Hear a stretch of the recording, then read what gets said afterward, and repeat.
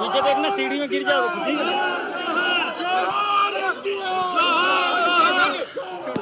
Please అనుకుంటున్నా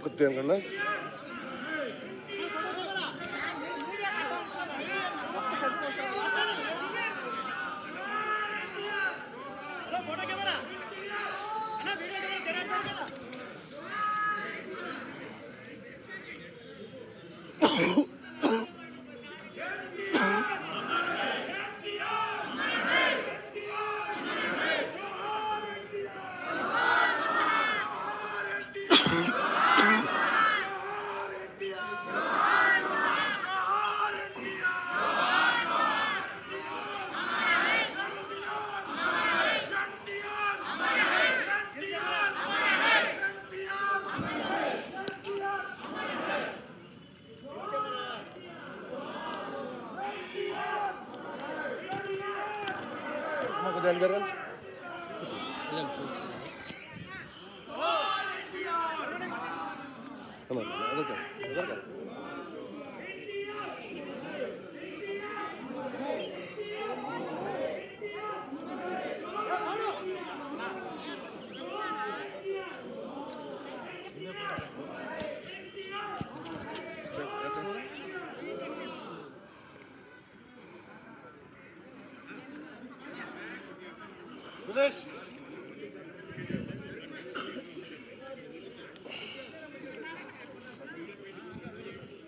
కాశీ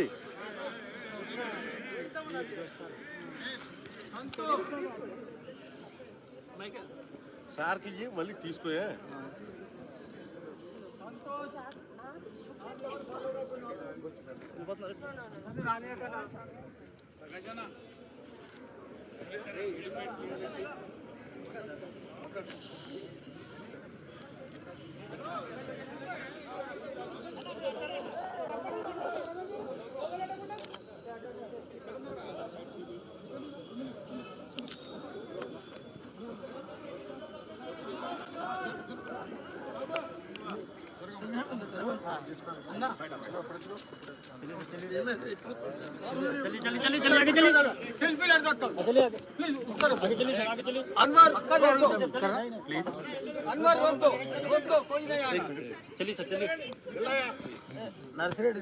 ఏమైంది గొడవ పెడుతున్నారు సంభాల్కే సంభాల్ చూడదు చూడదు చూడదు స్లో స్లో వినయ్ స్లో రెడీయా మీడియా మిత్రులందరూ నమస్కారం. విశ్వవిఖ్యాత నట సార్వభౌమ స్వర్గీయ నందమూరి తారక రామారావు గారి 29వ వర్ధంతి సందర్భంగా పెద్ద ఆయనకి ఘన నివాళి అర్పిస్తున్నాం.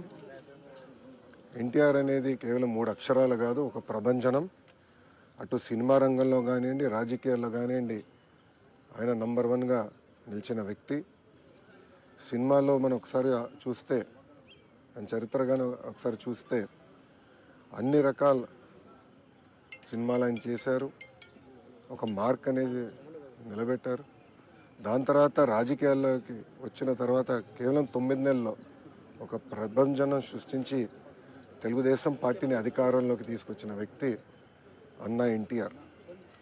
ముఖ్యమంత్రి అయిన తర్వాత కూడా రిలాక్స్ అవ్వకుండా ₹2 కిలో బియ్యం కానివ్వండి, పటేల్ పట్వారీ వ్యవస్థ రద్దు చేస్తాం కానివ్వండి, మహిళలకి ఆస్తుల్లో సమాన హక్కు కల్పిస్తాం కానివ్వండి, ఇట్లా అనేక సంస్కరణలు తీసుకొచ్చారు అన్నా ఎన్టీఆర్. అన్నా ఎన్టీఆర్ వల్లనే ఈరోజు తెలుగులో తలెత్తుకుని తిరిగే పరిస్థితి వచ్చింది. ఆనాడు భారతదేశంలో తెలుగు అంటే మెద్రాసీలు అనేవారు. కానీ తెలుగు జాతి గర్వించే విధంగా ఆయన మన గలం ఢిల్లీలో వినిపించారు. ఆనాడు ఆయన బర్తరఫ్ చేస్తే కేంద్ర ప్రభుత్వంతో పోరాడి మళ్ళీ పార్టీ అధికారంలో నిలబెట్టుకున్న వ్యక్తి అన్నా ఎన్టీఆర్. ఒక వ్యక్తితో ప్రారంభమైన తెలుగుదేశం పార్టీ ఈరోజు 1 కోటి మందితో సభ్యత్వాలు తీసుకుని నిజంగానే చాలా గర్వకారణం. ఏ ఆశయాలతో అయితే అన్నా ఎన్టీఆర్ తెలుగుదేశం పార్టీని స్థాపించారో మేమందరం కలిసికట్టుగా తెలుగు వాళ్ళు ఎక్కడున్నా వాళ్ళకి అండగా నిలబడడానికి, తెలుగు జాతి ఎక్కడున్నా వాళ్ళ అగ్రస్థానంలో ఉండాలనే లక్ష్యంతో మేమందరం అహర్నిశలు పనిచేస్తామని మీకు తెలుపుకుంటూ, ఇప్పుడు మీడియా మిత్రులు కానీ ప్రశ్న ఉంటే దానికి సమాధానం చెప్పడానికి సిద్ధంగా ఉన్నాం. जब तक सूरज चांद रहेगा एनटीआर का नाम रहेगा. ఇంగ్లీష్లో చెప్పాలా? Okay.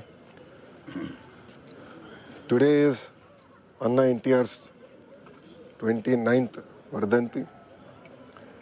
It could be movies, it could be in politics. He has left a strong mark for himself. In movies, he has done various roles. He has also done the roles of enemies to elevate, to explain to people why enemies behave in a certain manner. And when it comes to even the political realm, the kind of reforms that he has given, the kind of reforms that he has introduced, even today, other states are following.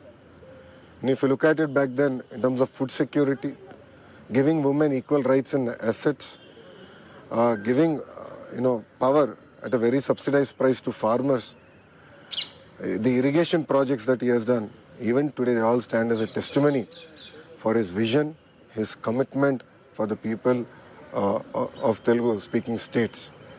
So as a party, we started with one member, that is Anna NTR. Today we stand tall with 1 crore members. With what objectives Anna NTR started the party? We are carrying his legacy forward. Wherever Telugu people are, in whichever state or in whichever country across the world, wherever they are, we will stand by them. Our agenda is only one, which is Telugu people across the world, across the globe, should be number one. Thank you very much. Sir, NTR గారు మీకు చిన్నప్పుడు ఒక మాట చెప్తూ ఉంటారంట, అంటే ప్రజల కోసం ఎలా పోరాడాలి అని. ఇప్పుడు అన్న ఎన్టీఆర్ గారు నాకు చిన్నప్పుడు గుర్తుంది ఒకటే, ఆయన చూస్తే భయం కలిగేది. ఎందుకంటే ఆయన ఒక పెద్ద పర్సనాలిటీ. మనవాడైనా ఆప్యాయంగా పిలిచినా ఇంట్లో మాకు చెప్పి పంపించారు, ఎవరి దగ్గర పెట్టుకో, పిచ్చి పనులు చేయొద్దని. కొంచెం అల్లరి ఎక్కువ నేను చిన్నప్పుడు. సో ఆయన చూసినప్పుడు ఎప్పుడు భయపడుతూ ఉండేవాళ్ళు. కానీ మనవడు కానీ మనవరాలు కానివ్వండి అందరూ దగ్గర తీసుకునేవారు, ప్రేమగా చూసేవారు. అప్పుడు మేము అందరం చిన్న వయసు కలిగిన వాళ్ళం. కానీ మీరు చూస్తే ఆయన మాకు చెప్పాల్సిన అవసరం లేదు. ఆయన ఏ ఆశయాలతో అయితే పార్టీని స్థాపించి, ఏ ఆశయాలతో అయితే పార్టీని నడిపించారో మాకు ఇప్పుడు కూడా తెలుసు. ఇటు తెలంగాణ కానివ్వండి, అటు ఆంధ్రాలో కానివ్వండి సీనియర్ నాయకులు ఉన్నారు. వాళ్ళందరూ మాకు గుర్తు చేస్తూ ఉంటారు. మేము ఎప్పుడు దారి తప్పితే మాకు 2 ముట్టకాయలు వేసి మళ్ళీ దారిలో పెడతారు మమ్మల్ని. సో మాకు ఆ కమిట్మెంట్ ఉంది. ఏ ఆశయాలతో అయితే పార్టీని స్థాపించారో అదే ఆశయాలతో పార్టీని మేము ముందుకు తీసుకెళ్తాం. అమరావతి మధ్యలో ఆగిపోవడం జరిగింది, మళ్ళీ మొదలు పెట్టి ఈ సంవత్సరం ఎలా ఉండబోతుంది సార్? అమరావతి పరిస్థితి ఏంటి? సో మీరు చూస్తే ఆంధ్ర రాష్ట్ర అభివృద్ధి కార్యక్రమాలన్నీ మళ్ళీ ప్రారంభించాం. అన్ని పనులు యుద్ధ ప్రాతిపదికంగా మళ్ళీ ఈ నెలాఖరు గల మొదలవుతాయి. అన్ని పనులు ఒక లాజికల్ కంక్లూజన్కి తీసుకెళ్తాం. దాంట్లో ఎలాంటి సందేహం లేదు. ఇటు తెలంగాణ కానివ్వండి, అటు ఆంధ్ర రాష్ట్రం కానీ, 2 రాష్ట్రాలు కూడా కలిసికట్టుగా తెలుగు ప్రజల కోసం, తెలుగు జాతి కోసం కలిసికట్టుగా పనిచేయాలని మేము కోరుకుంటున్నాం. తాతగారితో ఉన్న బెస్ట్ మెమరీ తాతగారితో ఉన్న బెస్ట్ మెమరీ ఏంటి సార్? అన్నగారితో ఉన్న నాకు బెస్ట్ మెమరీ అంటే ఒకసారి మేమందరం హ్యాబిట్స్లో ఆయన ఉన్నప్పుడు మమ్మల్ని బయటికి తీసుకెళ్ళండి అని ఆయన కోరారు. మేమందరం కోరాం, మనోడు మనవరాలు మేము ఒక 10 మంది ఉంటే మేమందరం గొడవ పెట్టి మీరు మమ్మల్ని బయటికి తీసుకెళ్ళండి. అప్పుడు ఆయన ముఖ్యమంత్రి, ఆయనకు పెద్ద బండి ఉండేది ప్యాకర్డ్ అని, ఇప్పుడు కూడా ఉంది మా మామయ్య గారి దగ్గర. ఆయన నేనే నడుపుకుంటే తీసుకెళ్తానని ఏమో స్పీడ్గా వెళ్ళారు. మేము గండిపేటకి వెళ్తుంటే లెఫ్ట్కి వెళ్ళాలా రైట్కి వెళ్ళాలని డౌట్ వచ్చింది. సగం మంది మేము లెఫ్ట్ అనో సగం మంది రైట్ అనో ఆయన తీసుకెళ్ళి సెంటర్లో గుద్దారు. సో ఇప్పుడు కూడా నేను మర్చిపోలేను, ఎందుకంటే ఆ యాక్సిడెంట్ కారణం మేమందరే, మనోడు మనవరాలు వెనకాల కూర్చున్న వాళ్ళు. సో అట్లా అనేక మంచి మెమరీస్ పెద్ద ఎంతమా అనుకోండి. సార్, ఎన్టీఆర్ గారి 100వ జయంతి ఉత్సవాలు ఇప్పటికే పూర్తయ్యాయి. భారతరత్న డిమాండ్ అనేది అది ఇంకా అలాగే ఉంది. ఏ విధంగా ముందుకెళ్ళున్నారు సార్? ఆ డిమాండ్ ఉంది.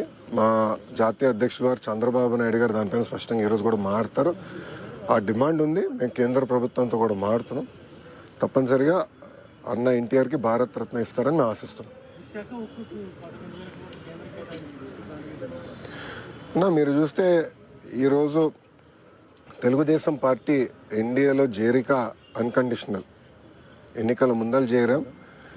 మేము ఎప్పుడూ కోరేది తెలుగు రాష్ట్ర ప్రజల కోసం, వాళ్ళు ఎదుర్కొన్న సమస్యల పరిష్కారం కోసం మేము అహర్నిశలు పనిచేస్తాం. దాంట్లో భాగంగా విశాఖ ఉక్కుకు వచ్చేగల ఆనాడు ఉమ్మడి రాష్ట్రంగా ఉన్నప్పుడు విశాఖ ఉక్కు ఆంధ్రుల హక్కు అనే ఉద్యమం జరిగింది. అందరం అంటే ఇటు తెలంగాణ కానీ అటు ఆంధ్ర రాష్ట్ర ప్రజలు కానీ కలిసికట్టుగా పోరాడి ఉక్కు ఫ్యాక్టరీ సాధించారు. ఆ ఉక్కు ఫ్యాక్టరీ గతంలో వాజ్పేయి గారు ప్రధానమంత్రిగా ఉన్నప్పుడు ఇట్లనే పరిస్థితి వస్తే ఆనాడు బాబు గారు, ఎర్రంనాయుడు గారు సంప్రదింపులు చేసి విశాఖ ఉక్కుని కాపాడుకున్నారు. అదేవిధంగా ఇప్పుడు మళ్ళీ చంద్రబాబు నాయుడు గారు, కేంద్రంలో ఉన్న నరేంద్ర మోడీ గారి నాయకత్వంతో మన నిర్మలా సీతారామన్ గారు, కుమారస్వామి గారు కలిసికట్టుగా కూర్చుని విశాఖ ఉక్కుని కాపాడుకోవాలంటే వాళ్ళు అదనంగా నిధులు ఇస్తున్నారు. రాష్ట్ర ప్రభుత్వం కూడా అంటే పవర్, వాటర్ సబ్సిడీ ఇచ్చి ఉక్కు ఫ్యాక్టరీ, ఎందుకంటే అది స్ట్రాటజిక్ అసెట్, భారతదేశానికే కాపాడుకోవాలి, ప్రైవేటీకరణ జరగకుండా చేయాలి అనే లక్ష్యంతో మేము మాట్లాడుకుని సంప్రదింపులు చేసాం. 7 నెలల్లో సాధించుకున్నాం. సార్, తెలంగాణలో ముఖ్యంగా క్యాడర్లో ఆశలు ఉన్నాయి, ఏం చెప్తారు సార్ తెలంగాణకు సంబంధించి? తెలంగాణకు వచ్చేగల పార్టీలో పునర్నిర్మాణం చేయాల్సిన అవసరం ఉంది. మీరు చూస్తే సభ్యత్వాలు ఇప్పటికీ 1,60,000 మంది సభ్యత్వాలు, క్రియాశీలక సభ్యత్వాలు తీసుకుంటాం జరిగింది. ఇది 2014 తర్వాత నేను సభ్యత్వంలో యాక్టివ్గా ఉన్నా, మీ అందరికి తెలిసిన విషయమే. గతంలో మాకు తెలంగాణలో హైయెస్ట్ మెంబర్షిప్ ఉండేది 4 లక్షలు. ఇది మాకు 23 మంది ఎమ్మెల్యేలు ఉన్నప్పుడు మాకు 4 లక్షల సభ్యత్వం ఉండేది. అలాంటిది ఇప్పుడు ఎమ్మెల్యేలు లేకపోయినా 1,60,000 మంది సభ్యత్వాలు స్వచ్ఛందంగా ప్రజలే వచ్చి తీసుకున్నారంటే ఇంకా తెలుగుదేశం పార్టీ పైన తెలంగాణ ప్రజలకి ప్రేమ ఉంది, ఆశ ఉంది. పార్టీ పునర్నిర్మాణం పైన మేము అందరం చర్చిస్తున్నాం. త్వరలోనే మా భవిష్యత్ కార్యాచరణ కూడా ప్రకటిస్తాం. ఫైనల్ గా అంటే ఎన్టీ రామారావు గారు ప్రతి పేదవాడు కడుపు నిండా అన్నం తినాలి, ఆకలి ఉండకూడదు. మళ్ళీ మీరు అన్నా క్యాంటీన్ ఓపెన్ చేసి ప్రతి పేదవాడు కడుపు నిండా అనిపిస్తుంది సార్, రెస్పాన్స్ అంటే మీరు చూస్తే అన్నగారు తీసుకొచ్చిన సంస్కరణలు కేవలం ఆకలి తీర్చేదే కాదు, పక్కా గృహాలు అందించాలి, జనతా వస్త్రాలను తీసుకొచ్చారు. సో అనేక సంస్కరణలు తీసుకొచ్చారు. ఆ సంస్కరణలన్నీ మేము ముందలు తీసుకెళ్తున్నాం. చాలా దగ్గరలో కూడా ఆయన తీసుకొచ్చిన కార్యక్రమాలు చూసి ఇప్పుడు మారింది, కాలం మారింది, అవసరాలు మారినాయి. మారిన అవసరాలు పరిగణనలో తీసుకుని ఇప్పుడు కొత్త కొత్త కార్యక్రమాలు మేము ఆంధ్ర రాష్ట్రంలో అమలు చేస్తాం జరుగుతుంది. సంబంధించి ఆయన టీటీడీ చైర్మన్ క్షమాపణ కోరాలని చెప్పేసి పవన్ కళ్యాణ్ గారు చెప్పారు కదా, మరి అది ఎలా ముందుకు వెళ్ళాలి సార్? అదే ఆయన వ్యక్తిగత అభిప్రాయం కదండి. It is not Telugu Desam party stand. అది మీటింగ్ డావోస్ పర్యటన అయిన తర్వాత దాని మీద నేను స్పందిస్తాను. ఓకేనా? థ్యాంక్ యూ అమ్మా, ఉంటానమ్మా. జై Hind. Thank you. Photo last దగ్గర